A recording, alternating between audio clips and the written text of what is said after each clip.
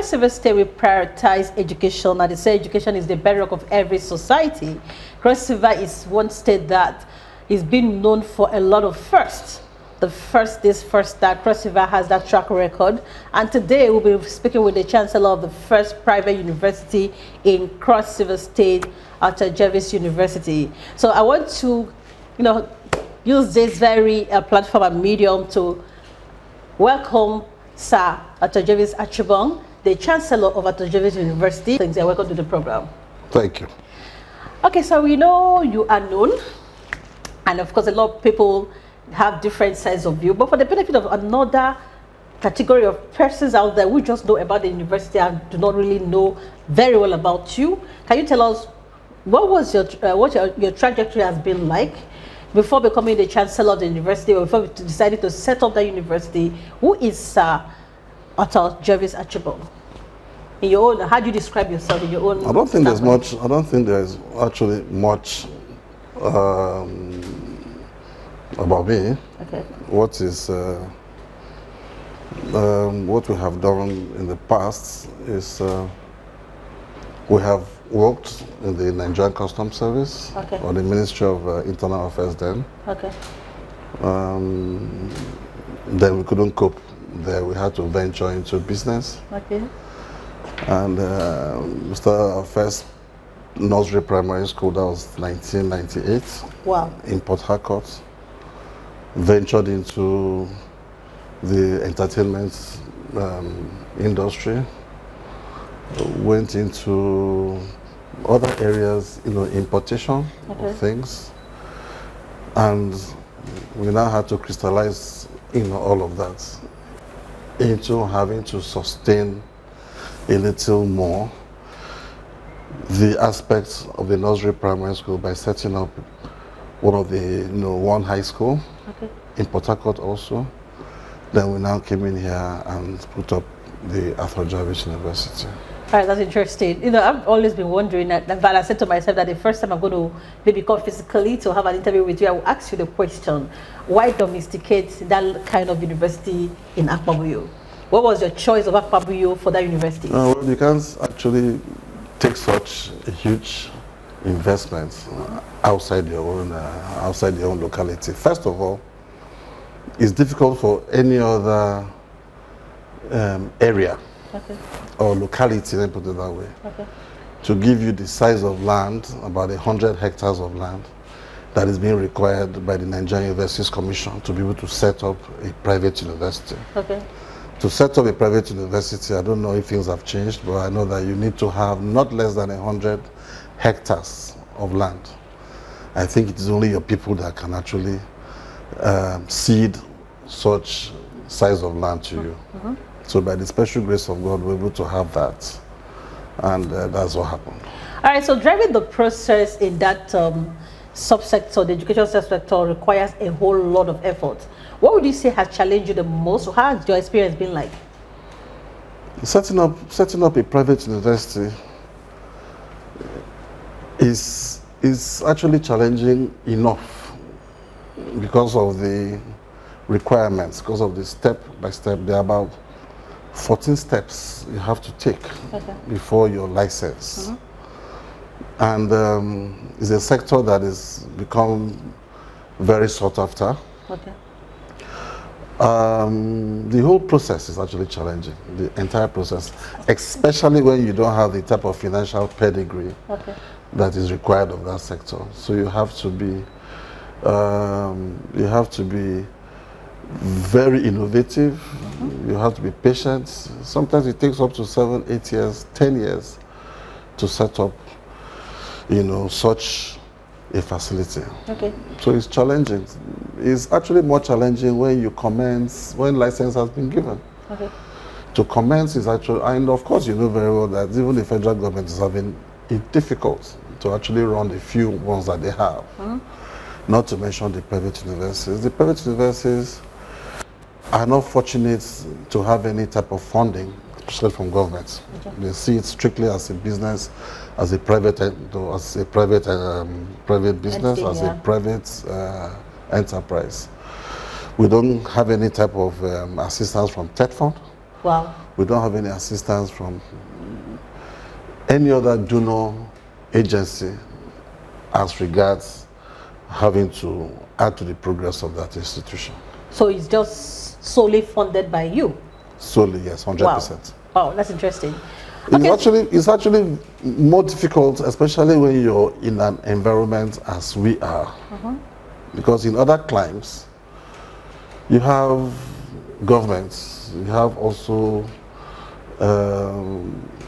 people who are interested either in contributing one building or the other towards either the hostels or the faculty buildings or departmental buildings. It's not, you can't find such here. You know, most people are not really used to doing such a thing here. So it creates, we have a major issues with our routes. It's been like that for about 7 years now. You know, we've had major challenges, especially in that particular area. You know, sometimes you have that particular road being put into the Niger Delta Ministry budget.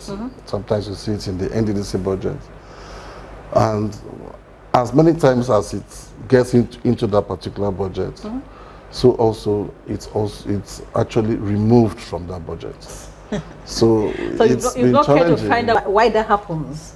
We all know what actually happens, but it's a private enterprise, and I see it as that. Okay, so if you're just joining us, this is Inside Cross River. This program tells you everything, literally everything happening in the Cross River State landscape, in the political landscape, and of course in the private sector. We get to let you in on everything happening and how you can be a key player and be part of the process, and how you can lend a voice to ensure that whatever happens around us, we take ownership of it and support it to succeed. And today we have the privilege of interfacing with Authur Jarvis Archibald. All right, so let's move forward to talk about accreditation, because I hear that accreditation processes are very rigorous. So how has it been for your institution? Yeah, we've been very fortunate. Actually, we run almost 40 programs. Wow. Yes, and we just added more to that. You know, the NUC, the NUC just gave us approval for some new programs like pharmacy, like radiography, software engineering, data sciences. So we just added those programs, and we are starting our postgraduate program, I think this first quarter actually. So it's we are not doing badly in terms of all the programs that we have. I can tell you that we've had 100% accreditation. Wow. Yes. Wow. And I can only commend the staff that we have. That's interesting. The management staff, the students, and it's actually been an encouraging factor, yes. All right, so from the point where you hit the ground running, it's been very seamless, and that for me is commendable. But I want to know your role as the Chancellor of the institution. What is your role in 24 hours? What do you do for the university? I don't have much to do in the university. My role as a Chancellor is very, very defined. Okay. You know, the university system already has specification. Yes, you know, you have the Senate, you have the management, you have the students, you also have the governing council, you have the board of trustees, we have all of that. My role is basically policy making, being part of policy making. My role is actually supervision. My role is mentorship. I don't have a defined role, you know. I am more concerned when it comes to the congregation, and if you know what that means, especially in the aspects of graduation. That process is actually where I get myself a bit involved. Outside that, I think it's just the daily question and answers here and there. What standard have you set in that institution? What caliber of graduates are you churning out to the society from that institution? I may be the wrong person to ask that, because I won't tell you anything less than telling you that we have done very, very well. Okay. We are fortunate because over the years we've had very good people who have actually supervised the school. We've had beautiful vice chancellors. We have a very fantastic management in place, very good management. Fantastic lecturers, and so far so good is just to maintain that. The commission is actually very impressed. We're in very, very good standing as far as the commission is concerned. Okay. And our graduates, I think we've had about 4 sets of graduates now. Okay. And I'm sure they are doing very, very well in their different endeavors. That's interesting. All right, so let's look at the bigger picture for the institution. Are you looking at expansion? Do we see you expand to other states in Nigeria, or that, maybe within Cross River State to other local government? Would that be an Authur Jarvis annex somewhere in Cross River? No, we don't. We actually operate under a very strict, regulatory policies. Okay.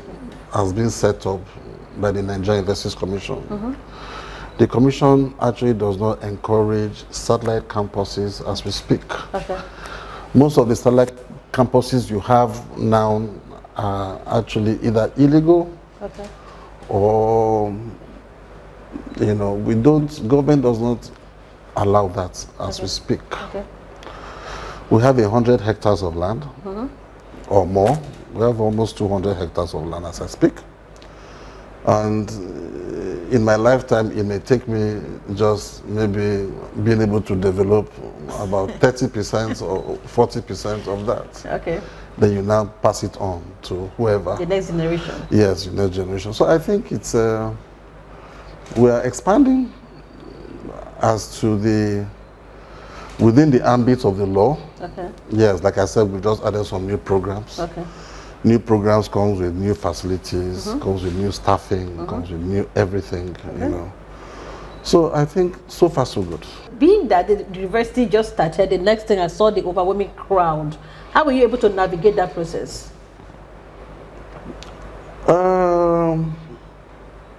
By law. Okay. The JAMB actually does every admission. Okay. You have to go through JAMB for every admission. Now, JAMB has what is called CAPS. Now, for any student, for any new student that want to get into any university and to offer any particular program, she gets into the JAMB portal and checks which of these universities have that as is suitable. And sometimes it also goes with having to check the affordability of that particular program, okay, especially the economy in which we find ourselves. Sure. Authur Jarvis is one of the universities that is quite affordable. Okay. As far as all the institutions put together. Wow. It's quite affordable. Wow. Especially for the indigent quota that we have. Okay. Yes, we have a particular program for indigents, okay, And I'm sure our school fees ranges between, for indigents, ranges between 300 and 400,000. Okay. And this is per session. Okay. Oh, the entire session? Yes, the entire session. Okay. And that also involves accommodation. Wow. So, being also the first private university here, and because of insecurity and lots of other factors, universities have now become indigenized. Sure. It has now become indigenous. So most students who are around this area would like not to go too far from where they are. I think that is one of the advantage also. The major advantage is in terms of standards. Okay. We are very strict, very strict, and we like to do things rightly. We have some students. We just expelled. Yeah, I heard that. Yeah. We just expelled about 6 students And very sadly for that matter, because some of them are in their final year. Wow. Yes. And when you get to that point where you have to expel, you know that you're actually trying to maintain a very, very high, you know, platform of discipline. Okay, so what was the issue? What led to the expulsion? It's just students who just want to exacerbate too much energy. Something happened before they closed for the Christmas. Okay. Just a day before they closed for the Christmas. Okay. I don't know what transpired, but they beat up a particular student to the point of coma. Wow. We were very fortunate not to lose that particular student. We knew the students that did what they did. They had uprooted most of the facilities in the school. They broke the windows, destroyed the protectors, destroyed the doors, just looking for this particular student.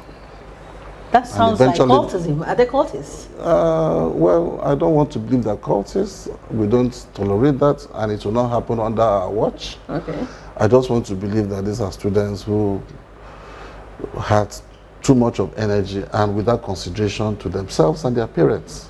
So what was the offense of this particular student they were looking just basically suspecting him to have stolen a particular phone, a particular device. Wow. And it's confirmed that he wasn't the person that did that. Wow. So they actually went looking for him, beat him up to stupor, sent him to the hospital. We did. The next morning they came again looking for the same student. Jesus. And during the Christmas holiday, we took time and repaired most of those things without having to, you know, surcharge the students.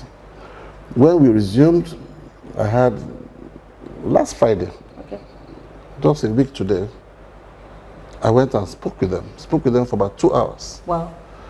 On the need to maintain discipline, on the need to follow school policies, on the need to care for themselves and be concerned for their parents, because everything falls back to their parents. You understand? And the main fact that, you see, when you find these students, when they maybe commit a particular crime, and you find them, and you say, okay, pay this X amount of money. Of course, whatever they pay is supposed to be punitive, you understand? They get used to that. And their parents actually get used to paying that money. Yeah. You understand? That anything goes and yes, can afford to pay. That's what the students now, that is now the slogan among the students, that after all it's just money they pay. You know, you can't run an institution like that. So I spoke with them on Friday, and on Saturday, barely 14 hours, they were beating up another student. The same set of people? The same set of students. Wow. And they were beating up the same students. Why? That the students, they had some football practice, they played some football match or practice, and somebody kicked somebody. It's as flimsy as that. Somebody kicked somebody's legs, and because he kicked this person's legs mistakenly, they went after him. So that means they were even forgiven from the previous incident? I forgive them. The management forgave them. Wow. And not just forgive, we took care of all the things they destroyed. Wow. And 14 hours later, they were now on somebody else. So that would have become enough? Yes. So wow, that's interesting. When you get to that point, the only thing left is just to expel and send them out of the school. Exactly. Unfortunately, they have parents who are close to friends, people you can hardly say no to. Okay. You know, but you see, it's difficult not to maintain that policy and discipline. So it's important that parents actually talk with their children. You know, I've come to realize that parenting is actually very, very absent as far as these children are concerned. We don't really have parenting. Parenting is actually a very major issue. You know, parents are not really fully involved in the lives of their kids. You know, they are just of this opinion that it's just about paying the fees, just give them the money they want, and all of that.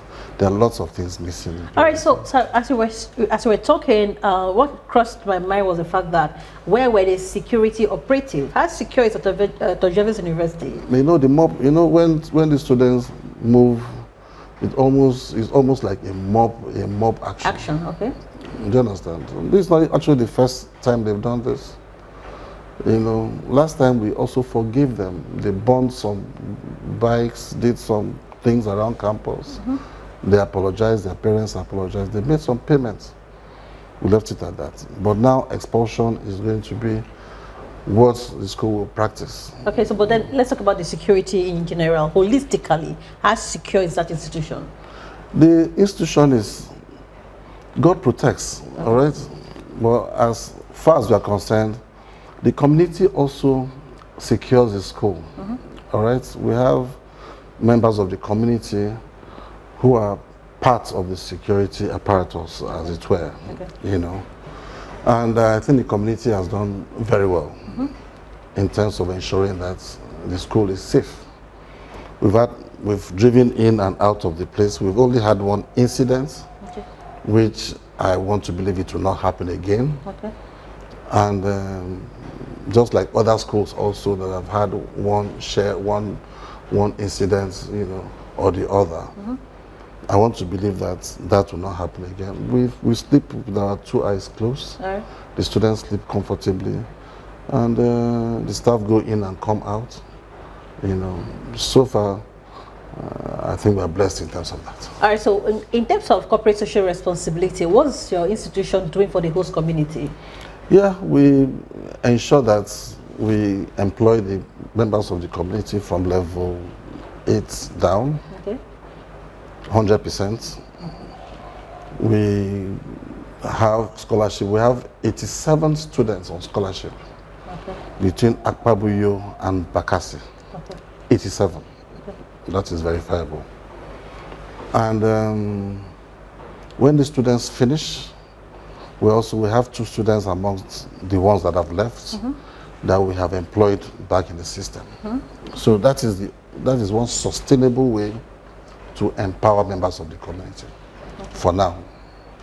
All right, so that's interesting. So this is Inside Cross River. You know that we talk Cross River, we talk about everything happening in Cross River. And of course, we decided to find out what's going on with the first private university in Cross River State, Authur Jarvis University.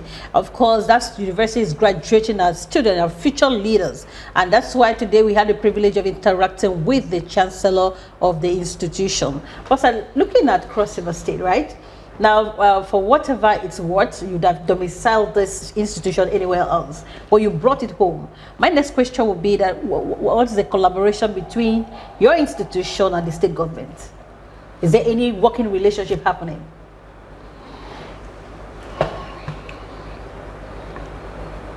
I want to be careful with the answers I give to you at this point.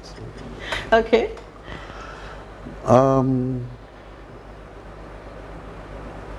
I want to say that we still have windows.